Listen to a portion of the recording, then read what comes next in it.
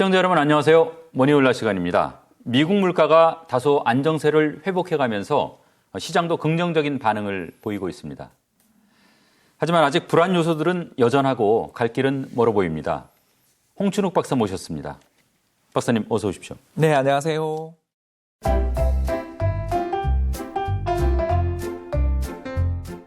잘 지내셨죠? 네, 잘 지냈습니다. 하여간 이번 달에는 미국 소비자 물가, 생산자 물가 둘 다 시장 예상치를 하회했습니다. 이거 어떤 시그널로 받아들이십니까? 네, 인플레 피크는 친 것 같습니다. 지난 5월이나 6월 정도가 아니었나 생각되고요. 그로부터 한 4달, 5달째 물가 상승률이 크게 떨어지지 않아서 실망은 주고 있지만 좀 하락 쪽으로 가고 있다. 이렇게 해석해 볼 수 있는 지표들이 곳곳에서 목격되는 것 같습니다. 이게 그러니까 더디더라도 하방으로 확실하게 이제 방향전을 했다. 이렇게 네, 보시는 거죠? 그렇죠. 저희들이 보통 이런 식의 추세들이 어느 방향으로 가는지 할 때 보통 3달은 지켜보자 그러는데 예. 대략 한 5달, 4달이 지나도록 그래도 방향 자체는 바뀌지 않았으니까 네. 이제는 하방 가능성이 높다 이렇게 볼 수 있는 것 같습니다. 예. 이게 이제 물가 이슈가 지나가면 경기 이슈가 그 자리 대신하는 거 아닌가 이런 걱정들 합니다. 미국 경기만 놓고 봐도 벌써 침체라는 분도 계시고 펀더멘털이 너무 좋다라고 하시는 분도 계시고 그 중간에 연착륙 정도는 가능할 거다 이렇게 말씀하시는 분도 있는데 박사님 견해는 어떠세요? 저도 연착륙은 가능할 수 있다고 보는데 미국이 연착륙하더라도 우리는 경착륙한다. 이런 게 저희들의 생각인 거죠.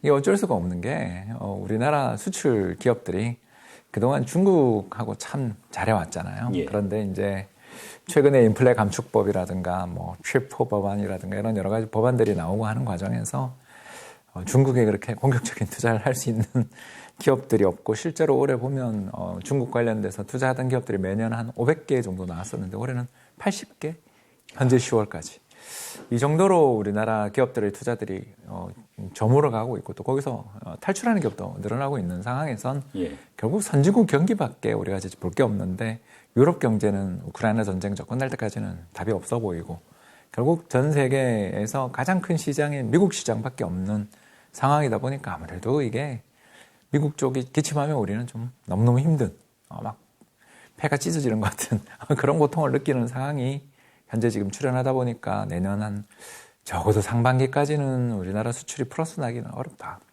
이렇게 보여지는데 최근에 우리 정부가 부동산 시장 관련돼서 계속 규제를 풀고 있는데도 부동산 가격 반등했다는 소리는 안 들리잖아요. 그렇죠. 결국 우리나라 내수 경기는 또 부동산 영향을 상당히 받을 수밖에 없는 게 현실인데 부동산 안 좋고 주식 가격 폭락했고 거기다가 각종 여러 가지 신용 이슈들까지 터지면서 회사채 시장도 안 좋고 수출은 안 되고 그리고 정부가 돈을 풀려고 보니까 영국의 트루스 총리가 지난번 감세하다가 큰일 날 뻔했잖아요. 그렇죠. 네, 그렇다면 예산안 시즌입니다만 내년 예산안이 올해보다 굉장히 확장적으로 짜여져서 내수 경기 부양용으로 돈을 직접 이렇게 투입하기도 지금 만만찮은 이런 여러 가지 여건에서 본다면 미국 경기는 연착륙 정도로 가더라도 우리는 내년에 상당히 힘든 시기들 불황을 겪을 것 같다라고 보고 있습니다. 지금 이제 미국 말씀하셨는데 아마존이 창사 이래 최대 규모 인력 구조조정 시작했습니다. 메타는 이미 진행 중이고 형편 좋다고 하는 그나마 애플도 이제 인력 채용은 동결하고 이런 뉴스들이 이제 계속 나와요. 사실 이제 고용이 무너지지 않는데 경제가 고꾸라지는 건 어렵다. 이런 점에서 이제 고용 지표가 굉장히 좀 관심을 받는 것 같은데 박사님 고용 시장은 어떻게 보고 계십니까? 괜찮은데 인플레 착시 같아요. 이게 무슨 말이냐면 굉장히 고용이 많이 늘고 있죠. 20만 명, 30만 명씩 늘어나고 있고 실업률도 3.7이니까 1969년 이후 최저 레벨에서 움직여요. 그러니까 굉장히 좋죠. 좋은데 안을 뜯어보니까 좀 이상한 게 많이 보이더라. 이게 뭐냐면 임금 상승률이 4%, 5%예요. 자, 지금 우리가 인플레이션이 낮아졌다 그래도 7.7인데 임금 상승률 4%, 5%인데 그렇게 열심히 일을 한다? 뭔가 이상하지 않으세요, 지금?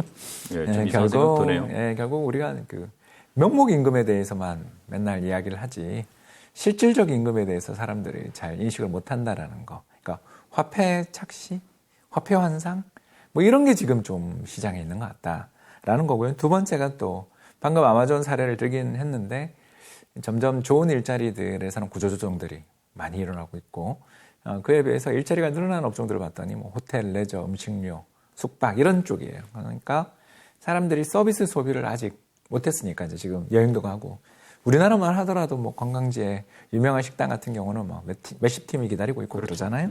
네, 그런 것처럼 사람들이 코로나 기간 중에 여행 못 갔던 것에 대한 한을 풀고 있는 중이지만 사실 그런 일자리들이 임금이 좀 그렇게 안 높은 일자리들이거나 혹은 경기가 나빠지는 순간 언제든지 없어질 수 있는 일자리들 위주로 늘고 있는 거 아니냐라는 우려도 있다 보니까 결국 거기는 영착륙 같긴 한데 아무튼 경기가 나빠진 건 분명하고 우리는 거기 영향을 받으면서 더 나쁘다 이렇게 볼 수 있는 거죠.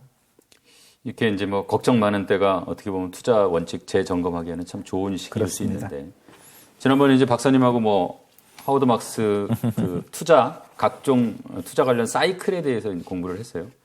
오늘은 이제 철학을 좀 가다듬는 시간 한번 가져보고 싶은데요. 이게 이제 번역은 투자에 대한 생각인데 원제목은 가장 중요한 것이더라고요. 이게 첫 장이 생각하는 방식 이게 좀 시사하는 바가 있지 않을까 싶은데. 네, 그렇죠. 이제 흔히들 저희들은 자전거랑 되게 많이 비유하거든요. 자전거를 처음에 배우던 시절에는 김 기자님이나 저나 정말 많이 까졌잖아요. 다치기도 하고 넘어지고. 그러면서 배우죠. 예, 그러다가 어느 순간이 지나고 나면 두 손 놓고, 그러면 안 되지만, 두 손 놓고 자전거 타면서 이렇게 약간 까불잖아요. 그렇죠. 이게 무슨 말이냐면 처음에 배울 때는 굉장히 신중한 자세로 공포 속에 공포와 싸우면서 신중하게 운전을 하지만 어느 순간이 되는 순간 내가 거기에 적응해버리면 오토모드로 간다는 거죠. 그래서 우리가 자동차 운전을 할 때 수동 운전과 자동 운전이 있고 혹은 우리가 신중하게 운전할 때가 있고 아니면 그냥 대충 음악 들으면서 신나게 밟을 때가 있는 것처럼 투자의 세계에서도 그렇거든요. 그래서 신중하게 생각하고 이 뒤에 뭐가 있냐를 고민하고 하는 투자자들이 많은 시기는 굉장히 투자기가 좋고 앞으로도 성과가 좋을 가능성이 높은데 주가가 오르는 걸 보면서 주가가 오르니까 무슨 좋은 일이 있겠지 이렇게 하며 들어오는 약간은 단순 모드 1차원적인 생각을 하시는 분들이 시장의 다수가 되는 시기에는 이게 추세가 반대로 가는 경우들이 너무너무 많더라. 그런 생각들을 좀 이 책을 보면서 저는 하게 된 것 같아요. 이게 이제 그 생각을 좀 단순한 생각을 1차원적인 사고고 좀 심층적으로 생각하는 걸 2차원적인 사고, 뭐 2차적 사고 이렇게 표현을 했던데 이게 이제 다소 좀 추상적으로 들릴 수가 있는데 구체적으로 어떤 식으로 사고하는 게 이 하워드 막스가 말하는 그 심층적인 사고고 2차적 사고입니까? 이제 작년 이맘때를 생각하면 되겠죠. 그때 이제 10만 전자라는 말이 유행했어요. 예. 제가 어디 이제 되게 좀 커뮤니티를 자주 다니거든요. 왜 그러냐면 재밌기도 하지만 지금 뭐가 이슈인가, 특히 재테크 쪽, 경제 쪽에서 뭐가 이슈인가가 궁금해서 그걸 다니는데 그때 들었던 것 중에 하나가 기억나는 게 주식은 삼성전자, 부동산은 강남 아파트만 사면 되지 종목 고르느라고 뭘 그렇게 고민해 라는 그런 글들이 좋아요 추천수 상위에 올라가면서 커뮤니티의 최상단에 노출되더라고요. 예, 그런 걸 보면서 야 이거 진짜 이게 1차원적 사고구나. 쉽게 이야기해서 좋은 회사니까 이 주식 사면 돼. 그쵸? 맞는 말일 수도 있죠. 근데 2차원적으로 딱 우리가 놓고 보면 좋은 회사인 건 맞는데 이 회사를 전부 너무 과대평가하는 거 아니야? 혹시 이 상황에서 이 회사가 더 올라가려면 이 회사 주식이 더 과대평가돼야 되는데 그 가능성은 정말 높니? 이런 질문을 던질 수가 있어야 되는 거죠. 그래서 방금 이야기한 것처럼 삼성전자만 사면 되고 강남 아파트만 사면 돼. 1차원적 사고죠. 좋은 회사, 좋은 지역에 있는 건 흔들리지 않아. 거짓말입니다. 그렇지 않죠. 제일 많이 빠집니다. 근데 요즘처럼 안 좋을 때 또 1차원적 사고, 그렇죠. 더 빠질 것처럼 보이죠. 끝없이 빠질 것 같죠. 이 회사가 주가가 빠지기 시작하고 이 회사의 기업 수익성이 나빠지기 시작하고 이 지역에 매물이 늘어나고 있어. 그러니 팔아야 돼. 이렇게 얘기하지만 2차원적 사고는 사람이 생각한 것보다 그렇게 수익이 안 나빠질 수도 있지 않을까. 그리고 더 나가서 그 입지가 어디 가는 것도 아닌데 이 정도 빠진다면 임대해서 그냥 그 지역을 사는 것에 비해서 직접 매수하는 게 세금면이나 이자면에서 어떤 게 나은지 한번 고민해보자. 좀 다르죠. 이분이 이제 시장 효율성에 대해서 생각하는 관점이 좀 흥미롭더라고요. 시장이 실수할 때 그 기회를 잘 활용해야 시장 평균을 웃도는 수익을 얻을 수 있다. 그러면서 우리가 흔히 쓰는 말이잖아요. 하이 리스크, 하이 리턴. 이 근본적인 문제 제기를 하더라고요. 고위험, 고수익 이렇게만 단정 지을 수 없고 저희들이 투자를 하다 보니까 고위험 자산이 장기적으로 볼 때 저수익 자산이 되는 경우들이 생각보다 엄청 많더라. 그걸 정말 알고 하고 있느냐. 이런 이야기를 할 수밖에 없는 거죠. 그러면 질문이 나오죠. 아니, 위험을 무릅쓰지 않으면 돈을 못 벌지 않냐. 이런 이야기를 할 때, 그렇다면 고위험 자산들끼리라도 좀 섞던가. 아니면 저위험 자산과 고위험 자산의 조합을 하든가. 아니면 고위험 자산에 투자를 할 때는 누구한테 보증을 좀 받던가. 등등. 다양한 방법을 통해서 위험을 피할 방법을 찾아야지 왜 자꾸 고위험은 고수익이라는 아주 죄송합니다만 무식한 단순한 가정에 접근한 투자를 하면 안 된다는 거죠. 그렇기 때문에 이런 것들을 해결할 수 있는 방법들이 우리는 정말 많이 알고 있어요. 벌써. 이 프로젝트가 있으면 이 프로젝트에만 올인하는 게 아니라 이 프로젝트가 잘 안 될 경우에 돈을 벌 수 있는 다른 프로젝트를 투자를 한다든가 하는 식으로 투자를 해나가는 것이 맞는 거지. 고위험은 고수익이고 이건 버텨야 돼. 언젠가는 나는 돈을 벌 수 있어. 근데 그 기대가 버림받는 경우를 우리는 너무나 많이 본다라는 것. 이런 것들은 참 하워드 막스니까 사실 이런 이야기를 감히 할 수 있지 않을까. 사실 이 월가의 합의 투자하는 사람들끼리의 암묵적인 공감인데 이걸 그냥 정면에서 부수는 참 이걸 누누이 뒤로 가면 갈수록 강조하는 걸 보면서 하워드 막스 참 대단하다. 그런 생각을 많이 했던 것 같습니다. 이 투자라는 게 이제 궁극적으로 지향하는 명제가 결국 싸게 사서 비싸게 팔아야 이제 돈을 버는 거니까요. 그러려면 이제 가치에 비해서 싼 가격에 사야 한다. 그러면 자, 가치는 뭐냐? 가치와 가격의 관계는 뭐냐? 뭐 하워드 막스의 견해는 어떤 겁니까? 이 사람은 이제 자원, 경영진, 공장, 소매상, 특허, 인재, 브랜드 인지도, 성장 가능성, 그리고 소득과 현금 유동성을 창출할 능력. 이 모든 게 뭐냐 하면 결국 뭐로 귀결되냐 하면 미래의 돈을 벌 수 있느냐. 그러니까 이 회사가 미래에 벌어들일 어떤 돈의 가치? 이런 것들이 바로 어떤 기업의 밸류라고 볼 수 있고요. 가격은 시장에서 거래되는 거죠. 근데 이 둘이 진짜 운동가 같아서 살짝 스쳐 지나가며 적정 가격에 도달했다가 슉 지나가 버리는 거죠. 그러니까 이게 저는 앙드레 코스툴라니 비유를 많이 전 여기서 생각이 났는데 주인이랑 강아지 산책하면 강아지 키워보신 유명한 분들은 비유죠. 강아지 키워보신 분들은 잘 알겠지만 강아지들은 밖에 나가는 순간 좋아 죽습니다. 그래서 막 뛰어다니죠.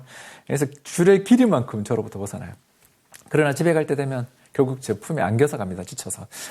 이제 좀 나이가 든 녀석을 키웠어요. 결국 우리가 이 비유에서 보는 것처럼 주인이 그 기업의 내재 가치입니다.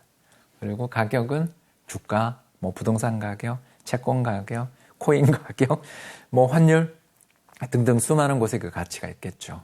그런 것에서 우리가 비교를 해볼 수가 있는 것 같아요. 그래서 저는 어떤 기업이 가지고 있는 자산, 브랜드 가치, 특허, 그리고 기업에 모여있는 인재들의 능력 이런 걸 통해서 벌어들일 수 있는 미래의 현금 흐름 이런 것들을 넘어서는 시기들은 버블인 거고 이거 밑으로 푹 깔아놓은 시기들이 이제 버블이 붕괴된 다음에 불황이라고 볼 수가 있겠는데 문제는 이제 우리가 이 가치라는 것을 정확하게 평가하기가 되게 어려운 거죠.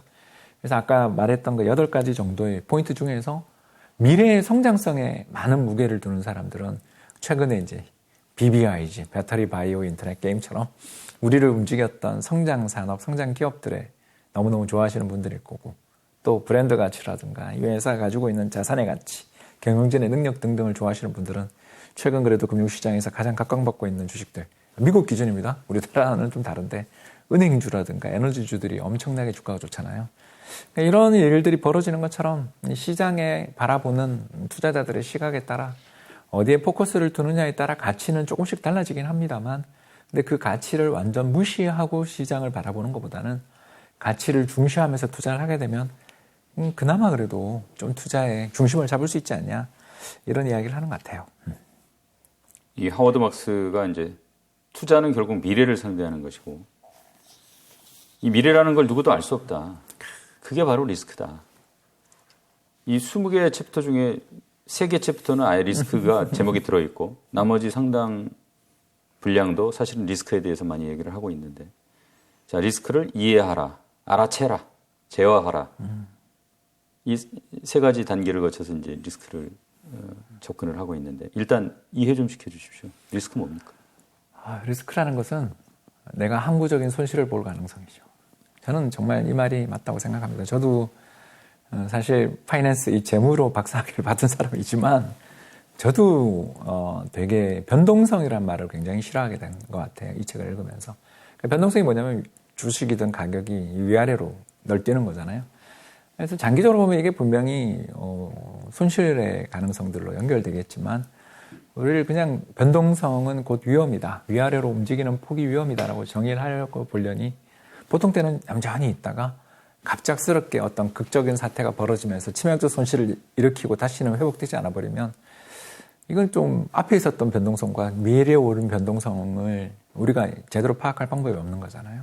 결국 이제 리스크라는 거는 손실 가능성, 뭐 좀 폭넓게 얘기하면은 내 뜻대로 안 되는 거, 뭐 그게 이제 리스크라고 이해를 했어요. 자, 그럼 그건 어떻게 알아채냐 이거죠? 인식하는 방법. 네, 저는 그게 바로 가격과 가치의 관계에 대해서 우리가 관심을 가져야 되는 이유라고 생각하는데, 제가 작년 이맘때 우리나라 주식시장을 보면서 되게 무서웠어요. 근데 빠질다고 주장을 하려니까 그 기세가 너무 무서워서 말은 못하겠고, 그래서 말을 하면서 이제 맨날 했던 이야기가 뭐냐면 우리나라의 역사적인 밸류에이션 레벨, 그러니까 밸류에이션이 뭐냐면 어떤 기업이나 뭐 국가의 주식 가격이 역사적인 어떤 관점에서 봤을 때 비싸냐 싸냐를 판단하는 척도들이겠죠. 그래서 그걸로 계산을 해보니까 2008년 이후에 제일 비싸더라고요. 그럴 정도로 가격이 비싼데 이 이야기를 주변에 하면 어떤 분들이 뭐라고 이야기하냐면 내년에 이익이 더 좋아질 거기 때문에 이거는 비싼 게 아니다.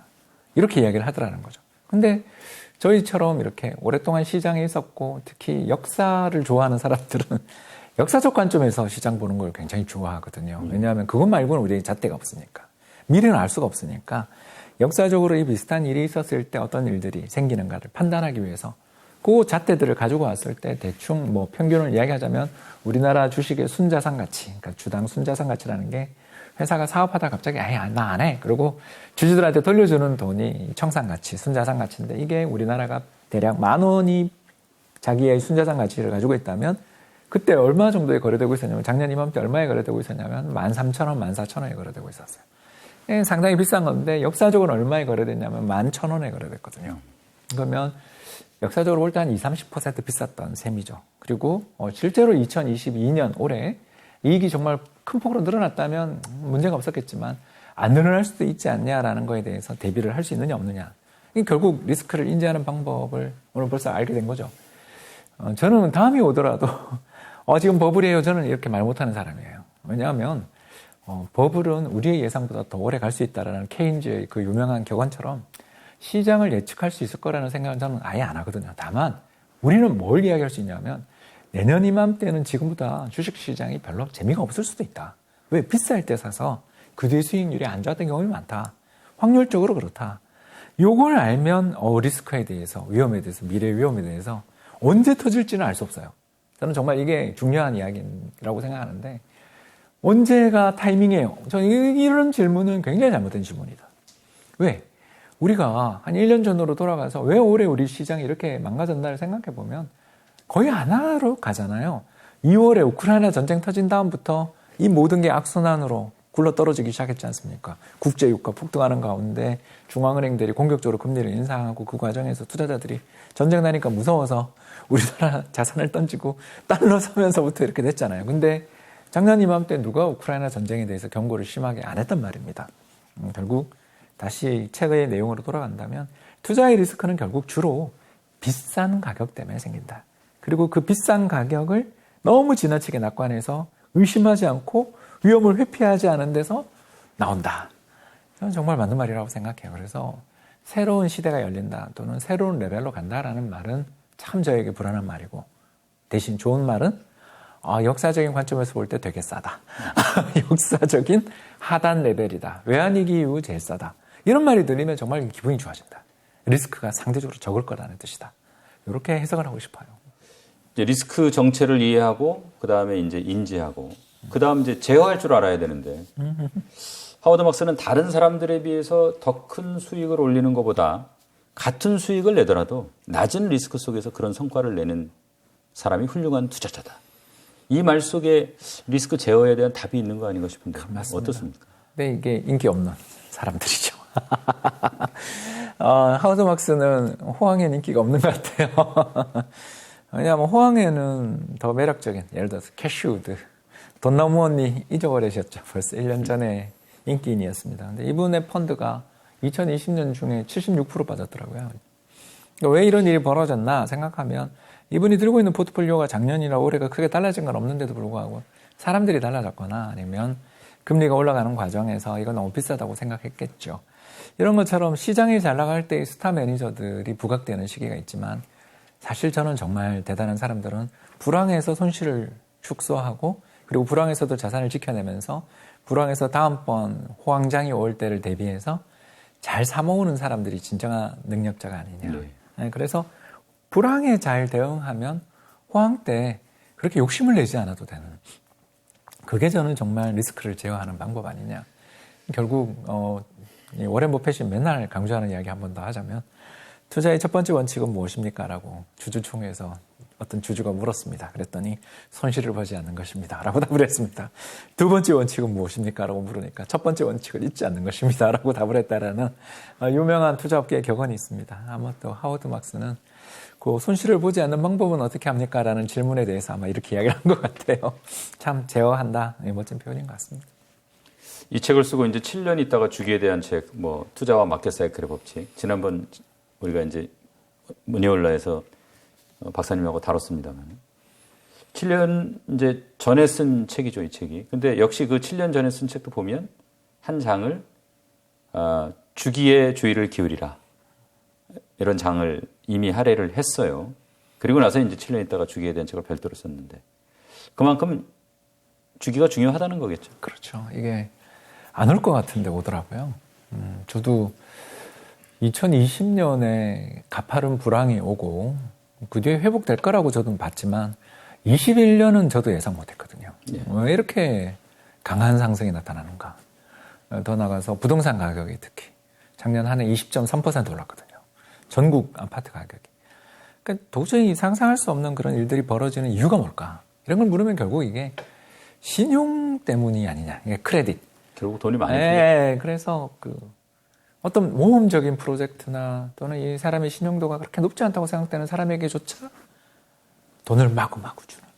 뭐 프로젝트 파이낸싱, 물론 미래의 돈을 얼마든지 가져올 수 있지만 부동산 경기가 좀 나빠지거나 건자재 가격이 올라가거나 미분양이 발생하는 순간 위험에 처할 수 있는 프로젝트이지만 이게 굉장히 안전해 보이니까 사람들이 돈을 빌려주기 시작하고 그 돈들이 다시 경제에 풀리고 자산시장에 풀리면서 그게 또 더 많은 소비나 더 많은 투자로 연결되며 경제를 달아오르게 만드니까 사람들이 거기에 도취되는 거죠.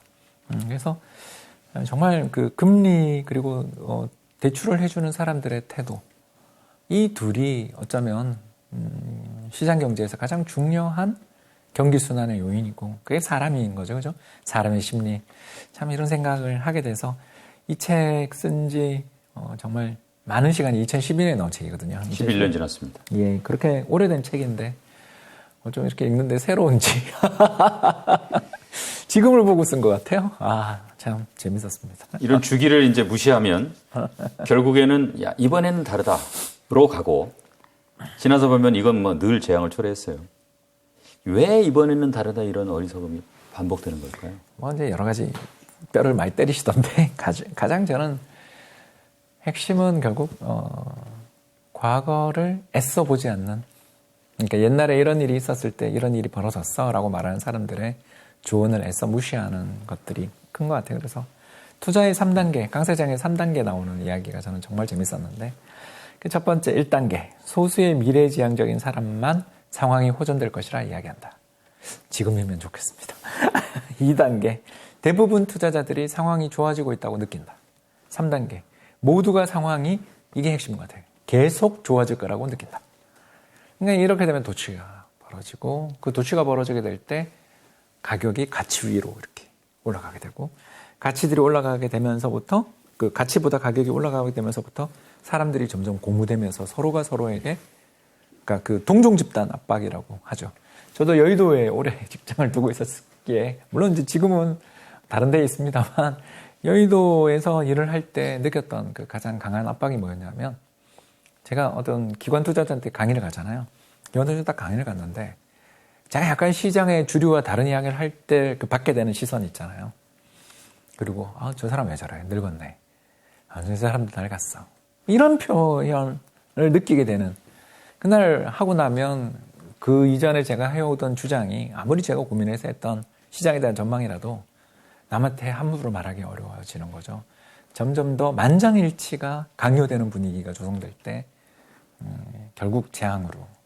왜냐하면 그때는 가격이 가치 수준을 훨씬 더 넘어버리면서 예. 사소한 위험, 사소한 어떤 악재에도 사람들의 기대가 너무 높으니까 무너져버리는 그런 일들이 벌어지는 게 아닌가 생각됩니다. 인플레이션이 계속 끝없이 더 강화될 거라는 그런 주장들이 많은데 당신의 생각은 어떠냐 이런 질문을 많이 받게 되는 것 같아요. 예. 그럴 때 저의 답은 거의 정해져 있는데 모든 사람이 인플레이션에 대해서 다 인지를 하고 그리고 인플레이션이 가장 중요한 정책의 우선순위다라고 생각하게 되면 그때가 지나고 보면 대체로 인플레이션의 고점인 경우가 많다.